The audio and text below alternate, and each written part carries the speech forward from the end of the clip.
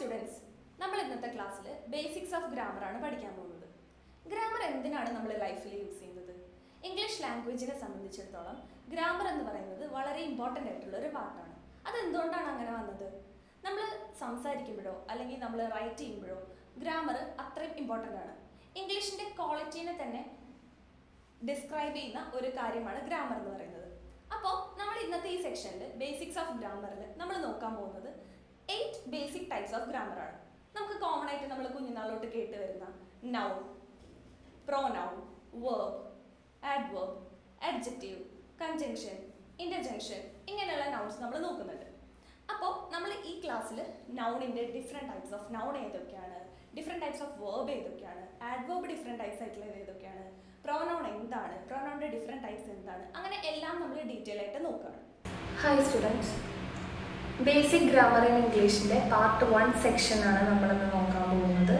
ഇതിൻ്റെ അകത്ത് മെയിനായിട്ട് നൗൺ എന്താണെന്നുള്ളത്, പ്രോനൗൺ എന്താണെന്നുള്ളത്, അഡ്ജക്റ്റീവ് എന്താണെന്നുള്ളത്, ഈ 3 പാർട്ടാണ് നമ്മൾ ഈ പോർഷനിൽ ഡിസ്കസ് ചെയ്യുന്നത്. അപ്പോൾ ആദ്യം നമുക്ക് നൗൺ എന്താണെന്ന് നോക്കാം.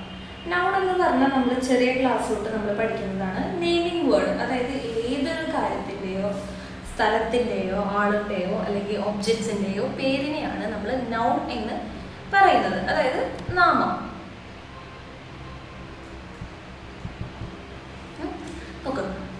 A word used as the name of A person. അതായത് ഒരു വ്യക്തിയുടെ പേരോ അല്ലെങ്കിൽ പ്ലേസ്, ഏതെങ്കിലും ഒരു സ്ഥലത്തിൻ്റെ പേരോ, തിങ് എന്തെങ്കിലും ഒരു വസ്തുവിൻ്റെ പേരോ, ഒരു ആനിമലിൻ്റെ പേരോ, അല്ലെങ്കിൽ ഒരു ഫീലിംഗ് അല്ലെങ്കിൽ ഒരു ഐഡിയ, ഇതിനെയാണ് എന്ത് പറയുന്നത്? നൗൺ എന്ന് പറയുന്നത്. It make up the largest class of words. അതായത് ഒരു വലിയ കൂട്ടം വേർഡ്സ്, അതായത് ഒരു വലിയ എമൗണ്ട് ഓഫ് വേർഡ്സ് വരുന്നതാണ് നൗൺ എന്ന് പറയുന്നത്. അതായത് ഇപ്പം നമ്മൾ പറയുന്ന ആൾക്കാരുടെ പേരായാലും അനിമൽസിൻ്റെ പേരായാലും പ്ലേസ് ആയാലും തിങ് ആയാലും അതൊക്കെ ഒരു ലാർജസ്റ്റ് ക്ലാസ്സിൽ ഉൾപ്പെടുന്ന ഒരു വിഭാഗമാണ്. അപ്പം നൗൺ എന്ന് പറഞ്ഞാൽ അതിനകത്ത് കുറേ കാര്യങ്ങൾ വരുന്നുണ്ട് എന്നാണ് പറയുന്നത്. അപ്പം അതിനെ നമ്മൾ 4ആയി ഡിവൈഡ് ചെയ്യണം ഇവിടെ. Countable noun, uncountable noun, proper noun and common noun. അതിനകത്ത് കൗണ്ടബിൾ നൗൺ എന്താന്ന് നോക്കാം. അതായത് ക്വാണ്ടിഫൈഡ് ഓർ കൗണ്ടഡ്. അതായത് ഒരാളുടെ പേര് അല്ലെങ്കിൽ അനിമലിൻ്റെ പേര് അല്ലെങ്കിൽ പ്ലാന്റ്സ്, ഇൻസെക്ട് അല്ലെങ്കിൽ ബോഡി പാർട്സ് അല്ലെങ്കിൽ ഒബ്ജക്ട്സ് അല്ലെങ്കിൽ ഷേപ്പ് അല്ലെങ്കിൽ മെഷർമെന്റിന്റെ യൂണിറ്റ്, ഇതൊക്കെ എന്ത് ചെയ്യാൻ പറ്റുന്നതാണ്? കൗണ്ട് ചെയ്യാൻ പറ്റുന്ന നൗണുകളാണ്. അങ്ങനെ കൗണ്ട് ചെയ്യാൻ പറ്റുന്ന നൗണിനെയാണ് എന്ത് പറയുന്നത്? കൗണ്ടബിൾ നൗൺ എന്ന് പറയുന്നത്. ഇനി അതേസമയം അൺകൗണ്ടബിൾ നൗൺ നോക്കി നേരെ ഓപ്പോസിറ്റ് ആയിരിക്കും. അതായത് ഇപ്പൊ മെറ്റൽ, എത്രത്തോളമുള്ള മെറ്റൽ ഉണ്ട് എന്നുള്ളത് നമുക്ക് കൗണ്ട് ചെയ്യാൻ പറ്റില്ല. സിൽക്ക് അൺകൗണ്ടബിൾ ആണ്. വുഡ് അൺകൗണ്ടബിൾ ആണ്. Light, substance made up of many particles, ഇതൊക്കെ അൺകൗണ്ടബിൾ ആയിട്ടുള്ളതാണ്. നമുക്ക് ഒരിക്കലും കൗണ്ട് ചെയ്ത് എണ്ണി തിട്ടപ്പെടുത്താൻ പറ്റില്ല. അപ്പൊ അങ്ങനെയുള്ള ഒബ്ജക്ട്സിനെ അല്ലെങ്കിൽ അങ്ങനെയുള്ള സാധനങ്ങളെയാണ് അങ്ങനെയുള്ള നൗൺസിനെയാണ് നമ്മൾ എന്ത് പറയുന്നത്? അൺകൗണ്ടബിൾ നൗൺ എന്ന് പറയുന്നത്. അതായത് ഒരു നമ്പർ വെച്ച് നമുക്ക് അവരെ കൗണ്ട് ചെയ്യാനായിട്ട് സാധിക്കില്ല. ഇനി അടുത്തതാണ് പ്രോപ്പർ നൗൺ. പ്രോപ്പർ നൗൺ എന്ന് വെച്ച് കഴിഞ്ഞാൽ ഒരു പെർട്ടിക്കുലർ പ്ലേസിനെയോ അല്ലെങ്കിൽ ഒരു പേഴ്സണെയോ അല്ലെങ്കിൽ ഒരു വസ്തുവിനെയോ ഒരു പെർട്ടിക്കുലർ ആയിട്ടുള്ള ഒരാളെ ഐഡന്റിഫൈ ചെയ്യുന്നതിനെയാണ് പ്രോപ്പർ നൗൺ എന്ന് പറയുന്നത്. അതായത് ഒരു പേര് ജെയിംസ് അല്ലെങ്കിൽ ഇപ്പോൾ തൃശ്ശൂർ അല്ലെങ്കിൽ കോട്ടയം, അങ്ങനെ ഒരു പ്ലേസിനെ അല്ലെങ്കിൽ ബോക്സ് അല്ലെങ്കിൽ ഇപ്പൊ പെൻ, അങ്ങനെ ഒരു പ്രത്യേകമായിട്ടുള്ള ഒരു സ്പെസിഫിക് ആയിട്ടുള്ള സാധനത്തിനെ പോയിന്റ് ഔട്ട് ചെയ്ത് പറയുന്നതിനെയാണ് പ്രോപ്പർ നൗൺ എന്ന് പറയുന്നത്. Always begins with capital letter, articles is not being used. അതായത് ഇത് ക്യാപിറ്റൽ ലെറ്റർ വെച്ചായിരിക്കും തുടങ്ങുക. ഈ പ്രോപ്പർ നൗൺ എപ്പോഴും ക്യാപിറ്റൽ ലെറ്റർ വെച്ചിട്ടായിരിക്കും തുടങ്ങുന്നുണ്ടാവുക. അതുകൂടാണ്ട് ആർട്ടിക്കിൾസ് യൂസ് ചെയ്യില്ല. ആർട്ടിക്കിൾസ് യൂസ് ചെയ്യില്ല എന്ന് വെച്ച് കഴിഞ്ഞാൽ അതിൻ്റെ കൂടെ ഇപ്പോൾ എ അല്ലെങ്കിൽ ദ, അങ്ങനെയുള്ള എ ആൻഡ് ദ എന്നീ 3 ആർട്ടിക്കിൾസ് യൂസ് ചെയ്യാണ്ട് പറയുന്നതിനെയാണ് പ്രോപ്പർ നൗൺ എന്ന് പറയുന്നത്. ഇനി അടുത്ത് നോക്കിയേ, കോമൺ നൗൺ. കോമൺ നൗൺ എന്ന് വെച്ച് കഴിഞ്ഞാൽ refers to people or things in general.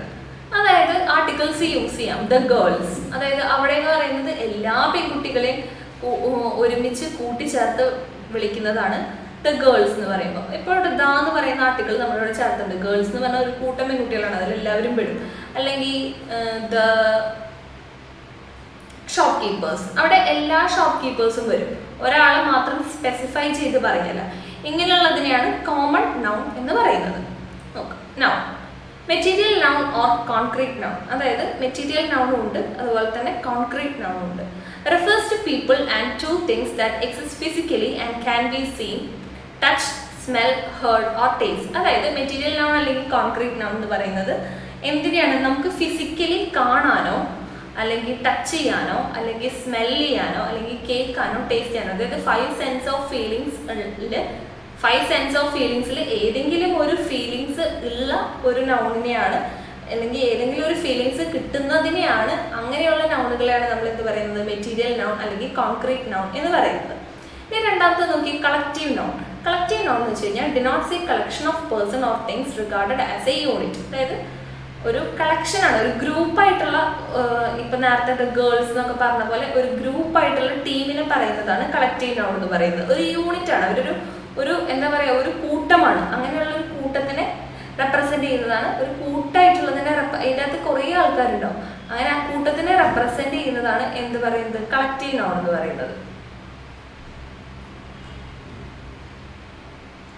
നോക്കി അബ്സ്ട്രാക്ട് നൗൺ. അബ്സ്ട്രാക്ട് നൗൺ എന്ന് വെച്ച് കഴിഞ്ഞാൽ ഐഡിയ, ക്വാളിറ്റീസ് അല്ലെങ്കിൽ കണ്ടീഷൻ, അങ്ങനെ നമ്മളുടെ എന്താ പറയുക, നമുക്ക് ടച്ച് ചെയ്യാനോ സെൻസ് ചെയ്യാൻ മാത്രം പറ്റുന്ന, അതേസമയം കാണാനോ കേൾക്കാനോ സ്പർശിക്കാനോ ഒന്നും പറ്റാത്ത അങ്ങനെ ഐഡിയാസ്, ക്വാളിറ്റീസ്, അതുപോലെ തന്നെ ഒരു കണ്ടീഷൻ, അങ്ങനെയുള്ളതിനാണ് അബ്സ്ട്രാക്ട് നൗൺ എന്ന് പറയുന്നത്. നോക്കാം, ഓരോ നൗണായിട്ട് നമ്മൾ എടുത്ത് നോക്കണം. അപ്പൊ ആദ്യത്തിനാണ് പ്രോപ്പർ നൗൺ. പ്രോപ്പർ നൗൺ എന്ന് പറഞ്ഞു കഴിഞ്ഞാൽ ഒരു പെർട്ടിക്കുലർ ആയിട്ടുള്ള ഒരു പേര്, അതിനാണ് പ്രോപ്പർ നൗൺ എന്ന് പറയുന്നത്. അത് എപ്പോഴും എന്തായിരിക്കും? സ്റ്റാർട്ട് ചെയ്യുന്നത് ക്യാപിറ്റൽ ലെറ്ററിലായിരിക്കും. നമ്മൾ നേരത്തെ പറഞ്ഞ പോലെ അതിൻ്റെ അകത്ത് ആർട്ടിക്കിൾസ് യൂസ് ചെയ്യില്ല. അപ്പൊ ഇവിടെ വരുമ്പോൾ നമ്മൾ ശ്രദ്ധിക്കേണ്ടത് വെച്ച് കഴിഞ്ഞാൽ ആർട്ടിക്കിൾസ് ഏതൊക്കെയാണ്? എ, ആൻ അല്ലെങ്കിൽ ദ എന്നുള്ളതാണ് ആർട്ടിക്കിൾസ്. എല്ലാവർക്കും അറിയുന്ന കാര്യമാണ്, ആൻ വരുന്നത് വവൽസിന്റെ ഫ്രണ്ടിലാണ്. A, E, I, O, U എന്നീ വവലുകളുടെ ഫ്രണ്ടിലാണ് ആൻ വരിക. എ വരുന്നത് അല്ലാത്തതിന്റെ ഫ്രണ്ടിൽ. പിന്നെ ഉള്ളത് ദ. നോക്കി അതിന് എക്സാമ്പിൾസ് നോക്ക്. അമേരിക്ക, രാഹുൽ, ഡിസംബർ, ഇതൊക്കെ നോക്ക്, ഇതൊരു പെർട്ടിക്കുലർ ആയിട്ടുള്ള പേരുകളാണ്. ഇവർക്കൊന്നും എന്തില്ല, ആർട്ടിക്കിൾസ് നമ്മൾ യൂസ് ചെയ്യുന്നില്ല. ഇവരൊക്കെ എന്താണ്? പ്രോപ്പർ നൗൺ ആണ്. നോക്കി എക്സാമ്പിൾ നോക്ക്. Guardian is A famous British news paper. Guardian എന്ന് പറയുന്നത് ഫേമസ് ആയിട്ടുള്ള ഒരു ബ്രിട്ടീഷ് ന്യൂസ് പേപ്പർ ആണ്. ഇവിടെ ഗാർഡിയൻ എന്ന് പറയുന്നത് ഒരു പ്രോപ്പർ ആയിട്ടുള്ള ഒരു പേരാണ്, ഒരു ന്യൂസ് പേപ്പറിന്റെ ഒരു പെർട്ടിക്കുലർ പേരാണ്. അതുപോലെ തന്നെ ബ്രിട്ടീഷ് എന്ന് പറയുന്നത് ഒരു പ്രോപ്പർ ആയിട്ടുള്ള സ്ഥലമാണ്. അപ്പൊ ഇതിന് രണ്ടിനെയും നമ്മൾ എന്ത് പറയുകയാണ്? ഒരു പെർട്ടിക്കുലർ നെയിം ഒരു പ്രോപ്പർ സ്ഥലവുമായ കാരണം അവരെ നമ്മൾ പ്രോപ്പർ നൗൺ എന്ന് പറയുന്നു. നോക്ക്, the Christmas festival is celebrated in the month of December. അതായത് ക്രിസ്മസ് എന്ന് പറയുന്ന ആ ഫെസ്റ്റിവൽ എപ്പോഴാണ് സെലിബ്രേറ്റ് ചെയ്യപ്പെടുന്നത്? In the month of December. ഡിസംബറിലാണ് സെലിബ്രേറ്റ് ചെയ്യപ്പെടുന്നത്. ഇവിടെ ക്രിസ്മസ് എന്ന് പറയുന്നതും ഒരു പെർട്ടിക്കുലർ ആയിട്ടുള്ള ഫെസ്റ്റിവൽ ആണ്. ഡിസംബർ എന്ന് പറയുന്നത് ഒരു പെർട്ടിക്കുലർ ആയിട്ടുള്ള മന്ത് ആണ്. അപ്പൊ അത് രണ്ടും എന്താണ്? പ്രോപ്പർ നൗൺ ആണ്. Allowed to read Harry Potter series by R.J. Rowling. R.J. Rowling എഴുതിയ ഹാരി പോട്ടറിന്റെ സീരീസ് വായിക്കാൻ എനിക്ക് ഇഷ്ടമാണ്. ഇവിടെ ഹാരി പോട്ടർ എന്ന് പറയുന്നത് ഒരു പെർട്ടിക്കുലർ ബുക്കാണ്. അതുപോലെ തന്നെ J.K. Rowling എന്ന് പറയുന്നത് ഒരു പെർട്ടിക്കുലർ എഴുത്തുകാരിയുമാണ്. അപ്പോൾ ഇതൊക്കെ എന്താണ്? ഇങ്ങനെ ഒരു പെർട്ടിക്കുലർ ആയിട്ടുള്ള പേര് കൊടുക്കുന്നതിനെയാണ് പ്രോപ്പർ നൗൺ എന്ന് പറയുന്നത്. പ്രത്യേകത എന്താണ്? പ്രോപ്പർ നൗണിൽ ആർട്ടിക്കിൾസ് യൂസ് ചെയ്യില്ല, പിന്നെ ബിഗിൻ വിത്ത് ക്യാപിറ്റൽ ലെറ്റർ ആയിരിക്കും. അടുത്തത് കോമൺ നൗൺ. കോമൺ നൗൺ എന്ന് പറഞ്ഞു കഴിഞ്ഞാൽ പേര് പോലെ തന്നെ കോമൺ ആയിട്ടുള്ള പേര്, ജനറൽ ആയിട്ടുള്ള പേര്. അവർക്ക് വേണമെങ്കിൽ നമുക്ക് എന്ത് ചെയ്യാം? സ്മോൾ ലെറ്റർ യൂസ് ചെയ്യാം. അതുപോലെ തന്നെ ആർട്ടിക്കിൾസും ഉപയോഗിക്കാം.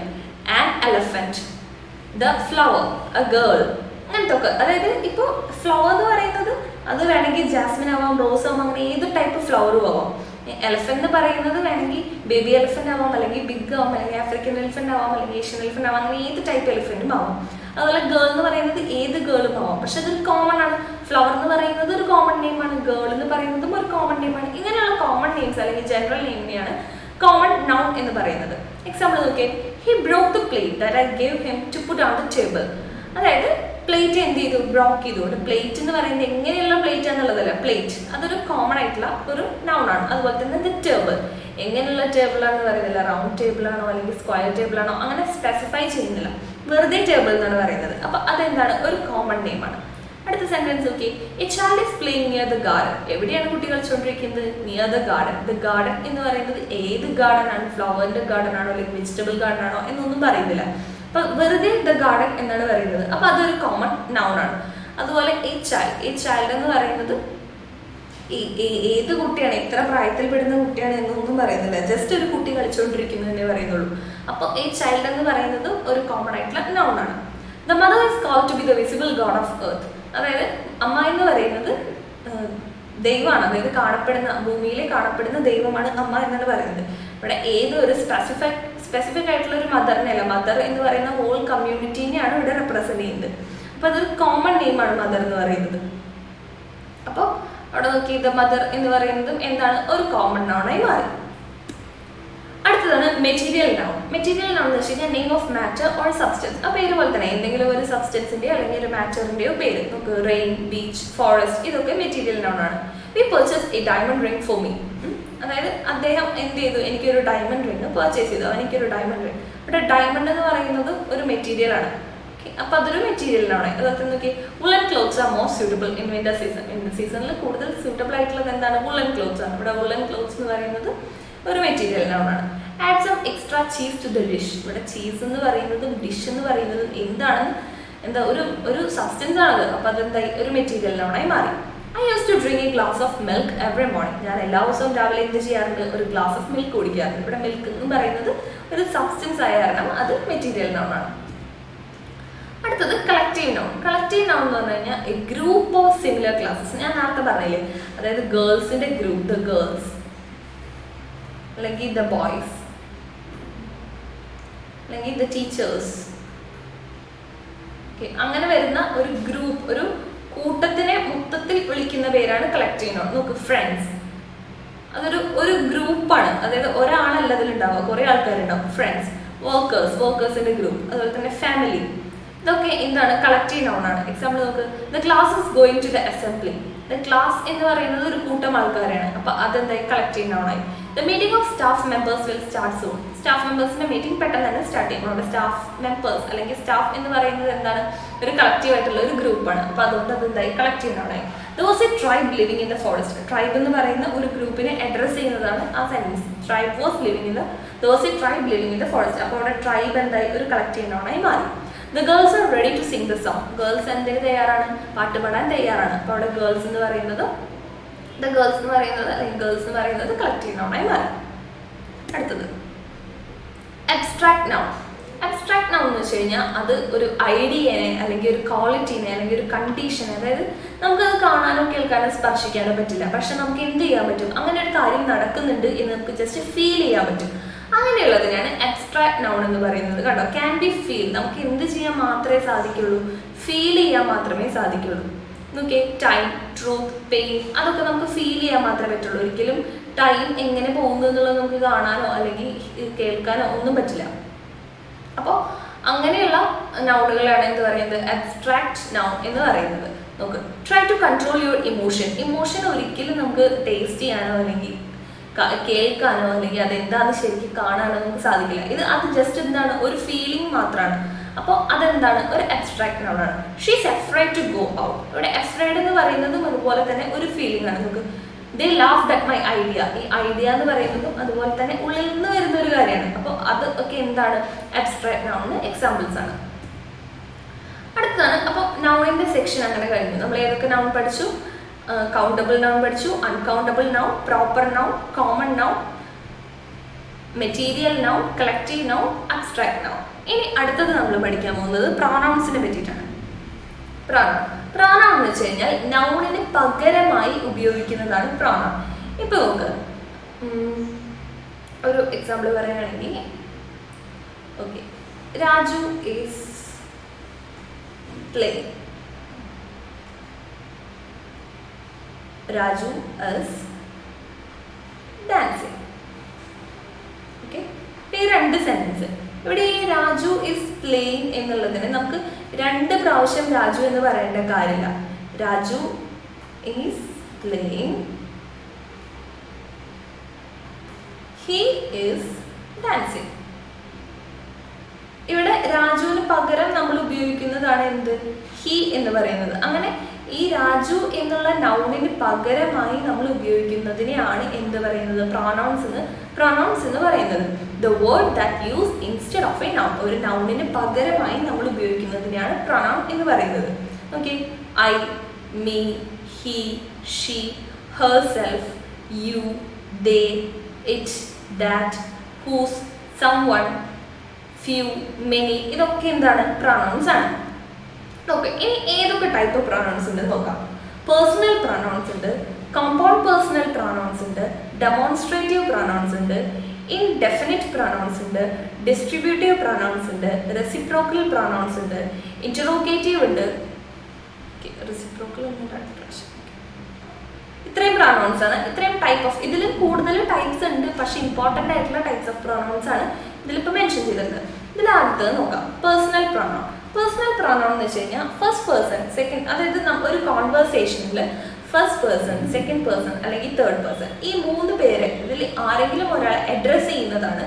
അതായത് ഫസ്റ്റ് പേഴ്സൺ ആയിട്ടുള്ള നൗണിനെ സബ്സ്റ്റിറ്റ്യൂട്ട് ചെയ്തോ, അല്ലെങ്കിൽ സെക്കൻഡ് പേഴ്സൺ ആയിട്ടുള്ള നൗണിനെ സബ്സ്റ്റിറ്റ്യൂട്ട് ചെയ്തോ, അല്ലെങ്കിൽ തേർഡ് പേഴ്സൺ ആയിട്ടുള്ള നൗണിനെ സബ്സ്റ്റിറ്റ്യൂട്ട് ചെയ്തോ നമ്മൾ പറയുന്നതാണ് പേഴ്സണൽ പ്രൊനൗൺ.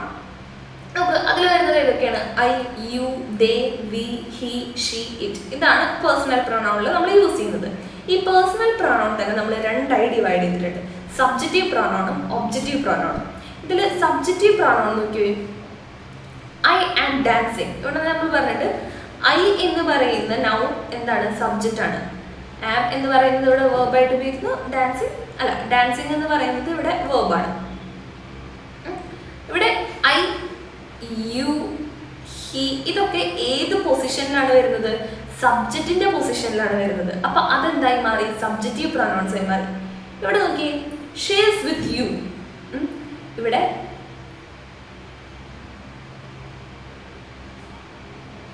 ഇവിടെ യു എന്ന് പറയുന്നത് എവിടെയാണ് വരുന്നത്? ഒബ്ജക്റ്റീവിന്റെ പൊസിഷനിലാണ് വരുന്നത്. അതായത് ഒബ്ജക്റ്റിന്റെ പൊസിഷനിലാണ് വരുന്നത്. ഇവിടെ ഷീ എന്ന് പറയുന്നതാണ് സബ്ജക്റ്റ് ആയിട്ട് വരുന്നത്. വിത്ത് എന്ന് പറയുന്നത് വേർബാണ്. യു എന്ന് പറയുന്നത് ഒബ്ജക്റ്റിന്റെ പൊസിഷനിലാണ്. അപ്പൊ അങ്ങനെയുള്ള പ്രൊനൗൺസിനെയാണ് ഒബ്ജക്റ്റീവ് പ്രൊനൗൺസ് എന്ന് പറയുന്നത്. Okay, John is with me. കേട്ടോ, ജോൺ എന്ന് പറയുന്ന ഒരു നൗണിന്റെ പകരമായി ഇപ്പൊ മീ എന്നുള്ള പ്രൊനൗൺ ഉണ്ട്. പകരമായിട്ടല്ല, ആരുടെ കൂടെയാണ് ജോൺ ഉള്ളത്? എൻ്റെ കൂടെയാണ് ഉള്ളത് എന്ന് കാണിക്കുന്നതാണ് മീ. അവിടെ മീ എന്ന് പറയുന്നത് എന്തിന്റെ ഏത് പൊസിഷനിലാണ് വരുന്നത്? ഒബ്ജക്റ്റിന്റെ പൊസിഷനിലായി വരുന്ന കാരണം അതെന്ത് പറയുന്നു? ഒബ്ജക്റ്റീവ് പ്രൊനൗൺ എന്ന് പറയുന്നു.